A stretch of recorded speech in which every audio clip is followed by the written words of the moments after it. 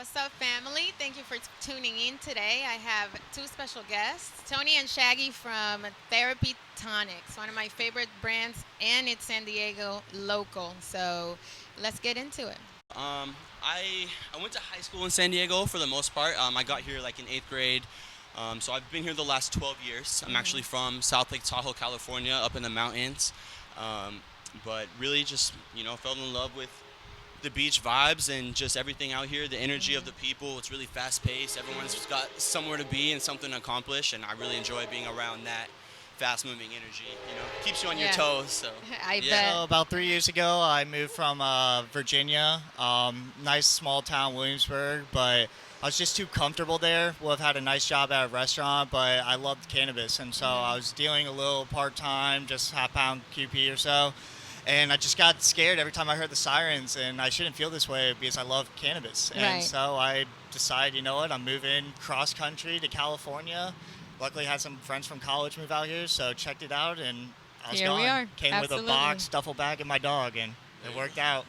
That's how it be sometimes. Right. And So I started in the culinary industry about 6, 7 years ago, and found that I had a natural talent and was lucky enough to be in the right place, right time, and meet certain chefs and individuals that helped accelerate my knowledge and my techniques and my skills. And if anyone who's worked in the kitchen, they know how daunting it can be and how much it takes out of Oh, you yeah. spiritually, creatively, in so many ways. So I got to a point where I needed to become a chef. I felt like I happened to meet an individual that got me in the right place at the right time. But I started entry level in cannabis. Therapy Tonics was the first cannabis job I ever had, and you're still there. and I'm still there. And I'm a master brewer now. Loyalty, so, guys. Yeah, exactly. Actually, I tried one of our Luna teas, which is our it's a peppermint chamomile Luna tea that's meant for nighttime. And I personally am a horrible insomniac. I stay up all night. My head is just racing. I'm planning. I'm analyzing. I'm thinking about everything that happened. And I'm sure I'm not the only one. But I've tried a lot of stuff over the years. I'm happy to be able to create something that I stand behind, Yeah. and actually, positively has affected my life in a major way. So how many years have you been in the industry? I've been with therapy for close to 4 years now. Oh, wow. Yeah. In definitely. cannabis? Cannabis, that's- about the same. We all started. But- I used to smoke. You know, No, 12 but what blunts I a day mean with the is, homies, but- in cannabis, 4 years is actually it's like 12 years, experience. right? Yeah, it's like dog years in this industry. So I hear you, yes. brother. I think in cannabis we have a 3-time multiplier on Exactly. pretty much everything. You know what I mean? Just because of what's expected and how ever-changing, growing the industry Exactly, is. so- especially in the legal side. So. Absolutely. So, like And I what- said, I moved out to California to get in the industry. It took a little while, honestly. I thought with the knowledge I had, I figured it'd be a little bit faster, but it took me about 6 months of riding a bicycle 30 miles a day on days off to just apply to 5 dispensaries. And then when I got a car, it was 60 dispensaries throughout the days off. It'd be anywhere going from the border all the way up to Oceanside over to El Cajon just to get a shot. Yeah. Luckily, eventually got a part of a tour company, which unfortunately that didn't last. So I got part of a dispensary for a year. I've been with Therapy Tonics. Started off as a brewer under Anthony, and I was just better with people and with events and things like that. And I just wanted to educate and talk to people more. And Absolutely, so that's what I've it's done. all about. This show, I really started it because I kind of wanted to highlight like highly qualified professionals in the industry, especially in the legal side, because I feel like the media doesn't really put too much pays too much attention or even highlights it as part of the uprising of a new industry. You're talking to a few people that don't have a master's degree or anything like that in business or Right. in chemistry. But here I worked a nurses convention about 4 months ago, and I'm teaching nurses and doctors about how cannabis works in your body and why Right. you feel the ways you do.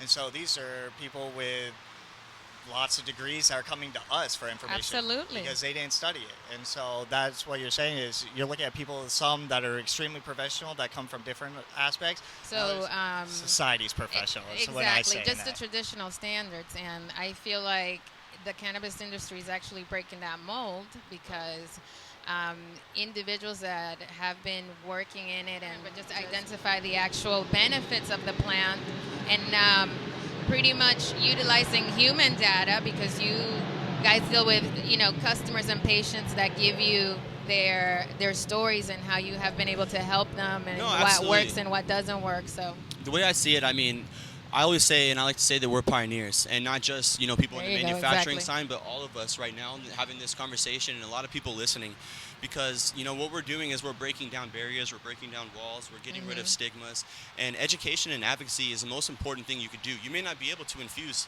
a product, but you Yeah. can stand for something that is bigger than yourself. Exactly. And you know, Thank you for saying that. 'Cause no, of it's course, true. and we're doing the groundwork right now for a lot of people in a lot of different aspects of this cannabis field. And another cool thing about it is, I mean, we live in an era where this conversation means something, where we have Absolutely. the ability to make change through our voice, and anybody can step up and advocate for something that they believe in. And I think that it's super cool in cannabis, as a young industry and a lot of young people, stepping up and making a way. What I always say is we have an opportunity to do things right and do it right the first time. So we Absolutely. don't have to go back in 5 years and try to fix mistakes that were made by other people. We can set an example and set a Totally. standard. And that's kind of, what I encourage all of us to do, and definitely what we try to do with therapy. My name is Joanne Balbuena, and currently we're filming our show, Cannabis.Synergy, on Instagram. Follow us, where we talk about our love for cannabis and connect and have great conversations. Hey, this is Jody with 65 Media. Today I'm here with my partner, Wally. Thank you. My name is Tasha Williamson. You can see us on Facebook at Tasha Williamson for Mayor. We also have a website coming up, tashaformayor.com. I'm running for mayor for the city of San Diego. We also do activism in the county of San Diego, working with folks who are of the highest need, who have been impacted by so many of these social determinants of health. We want to strengthen those, and we want to make sure that we're giving back to the people and that people are put first. My name is Carrie Ann Gooden, and this is my husband, Bernard Gooden. We are the owners of Alive Wellness CBD. It's currently an online retail store that sells CBD products from third-party vendors. We're in the process of developing our own CBD line in cosmetics, and we're very excited about that. So look out for that one. Our website is www.alivewellnessus.com. You can follow us on Instagram as well at Alive Wellness US. So make sure you follow us and shop. Being here in America's finest city, mayor, super important. We're in I like to say, a weird but a very important political climate right now. So first, I kind of want to start off with you, Tasha, of what really kind of made you want to take, because this is not an easy job. We're in a city that's drowning in homelessness. We've got businesses that want to come up and make it. We've got a lot of problems in San Diego. What the heck makes you want to take all this on? Is I have lived experience. So we were homeless. We've come from poverty. We've experienced all the things that the majority of people here in the city of San Diego have experienced and are experiencing. We also actually know how to build sustainability and also lift people up out of their circumstances with the supports that they need so that they can actually help themselves thrive. We are about a collaborative. We are about making sure that people are put first and not businesses and corporations. So our whole thing is about sustainability for the city of San Diego, but the people in the city of San Diego, and making sure that people come first. We look at economics. We look at health. We look at all of the things that are social determinants of health, which encompass everything that everyone is talking about, making sure that those are strengthened, and doing that in a way where we have everybody at the table sitting to help make the decisions that are going to impact their lives. One of the things is what I was really drawn to you about is that you are so real and not afraid to jump in and get in correspondence with people like on Facebook and things like that, and not looking at the edited and polished version. With that being said, I mean, that is what I think that people need to remember when they're voting, that their vote is a power of putting someone in office that has experience. Because if you've been homeless, and we're dealing with a homeless situation. So I think that I just like to keep it real. 100% for the people. And when we talk about other candidates, they've been here 10 and 3 years or 4 years, and they haven't changed the outcomes. When we look at homelessness, homelessness has increased. It has not decreased. We cannot incarcerate our way out of this situation. We have to look at things that actually help people and promote healthiness, help people to thrive. The same things that they do for their own businesses when they are wealthy and rich are the same things that we need to look at how to build economy for those who have lacked it, for those who have never had it.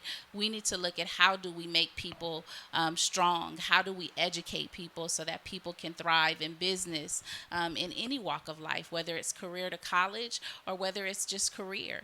We need to make sure that we open up this government so that people actually can have reduced barriers to becoming city employees, and that we're looking at livable wages.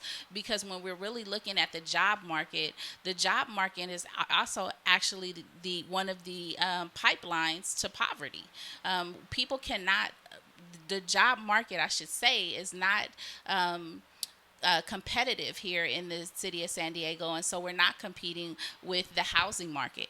And so when people are employed, they're not able to afford homes. So we have people that live here that are living in their cars. When we look at homelessness, we need to look at it in a real way, and we have to look at everything, not just homelessness. We have to look at the economy. We have to look at livable wages. We have to look at health.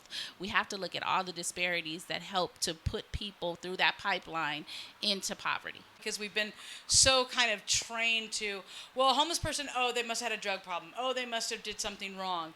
And it's kind of like with CBD businesses in a way. I mean, I think it's awesome that you guys both are military. Because even for myself, and Wally and I have talked about this a lot of times, is I was brought up in the thing where, oh, the CBD, oh, so they're all stoners. Like in your mind, you're thinking everybody looks like Cheech and Chong or Jess Piccoli from Fast Times at Ridgemont High. How do you guys get around that and bring kind of like the professionalism and knock the stereotype out of the way to get people to talk about what your business is really about and what it can do to help people? The education piece, because a lot of people are not educated on marijuana or CBD. There's still a confusion of, oh, CBD gets you high, when in all actuality it does not. And if for the marijuana itself, a lot of people don't know that with a little presence of THC, CBD actually works better. When I served in the military for 8 years, the Marine Corps, and I struggled with back pain, lower back pain. I had surgery. I had migraine issue where I was getting hospitalized twice a week. No one could figure out where my migraines were coming from, but I was medicated constantly. But there was no real solution to my problem. I couldn't use any marijuana or CBD products while in the military. So once I got out and I educated myself, because I was one of those ignorant people as well before, so I used that to educate people. I was once ignorant. I was lost, but now I'm found. Right. And now I'm able to use it in a way where now I probably get a migraine once every 3 months. It's so much better in the household because no one's babying me anymore. No one has to take care of me constantly. He doesn't have to get off work or stop what he's doing to make sure that his wife is okay. I could spend time with my son without being a hindrance or having to be hospitalized. People are really getting help from CBD and from marijuana as well. Hot topic here in California right now, as you know, is cannabis and how we have legalized it, but still there are so many cities who refuse to actually exercise what people voted for, which was for the legalization of cannabis for adult use and medical as well. So what is your plan with respect to the city of San Diego? And as you know, the county banned the cultivation of cannabis as well. So we're dealing with issues like that where the people voted for something and the people in power to make these changes have not pulled the trigger on what the people want. Thank you for your question too. Our whole thing is about bringing people to the table, people who normally didn't have seats at the table. We want to make sure that you do. We want to look at how we can make cannabis sustainable, but also how we can help people who have been incarcerated Absolutely. by this, that are no longer able to actually be investors or have ownership in businesses or any type of products in this industry, and how it leaves a whole group of people out of the market. And then also look at how you guys are taxed. That's Taxation, one of the most important things. taxation without representation means a lot. And I want to make sure that I'm representing the people's vote. I want to make sure that I'm bringing the industry to the table. And I want to make sure that everybody that has a vote, whether they vote or not, you guys are a resource. We need to stop treating this industry like it's toxic waste. This needs to be looked at as a product, like all other products, that is beneficial to this community and this city. And so that's what I would like to do, is make sure that I'm bringing people to tables where I'm not making the decisions for them. When we look at the organizational structure of the city, the people sit above me. We're looking at the numbers of the top 3 right now. It would be you, Todd, Gloria, and Barbara. Yes. We'll start with Todd. What do you think Todd's biggest strength is?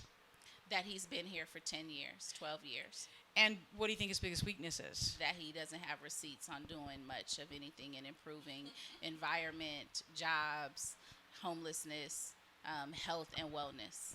Same questions for Barbara. What do you think her strengths and weaknesses are? I think as a businesswoman, she has been successful with 2 businesses, that she sold them successfully to become a millionaire. Her biggest weakness is that she is the person for the rich. You know, I just met you today, and I've read about you. But from visually and from what you have said right now, I think that one of your strengths in speaking of change would be that you are a black woman. We have not, if we really want to experience change in politics, we should probably start by voting for politicians that are different. People, we've had females in power or whatever, but like you said, they don't have receipts for change, for improving. So why don't we give a chance to something different and see what happens? Even like with the whole Trump versus Hillary, I wasn't a fan of either one, but at least there was one thing that I haven't seen in power that I thought maybe that can be a factor that makes a change, a different perspective from somebody that views the world from a different set of eyes, because seriously, the same eyes keep looking at the same thing, and doing the same thing over and over and expecting a different result is That's the definition of insanity. That's the definition of politics. Yeah, absolutely. And that too. So I think that's also a strength, that people should try to also think differently when they're looking at who to vote for, and just look at a different perspective. And I agree 1,000,000%, because and I have friends that are like, this is my favorite, and I mean that in a completely smart-ass way. Question when they go, why do we got to bring the race card into this? It's like, oh my God, you're going to totally get me started. And I would just like to remind everyone here that she does not have a teleprompter, and we've had no mistakes whatsoever. Just want to bring that up.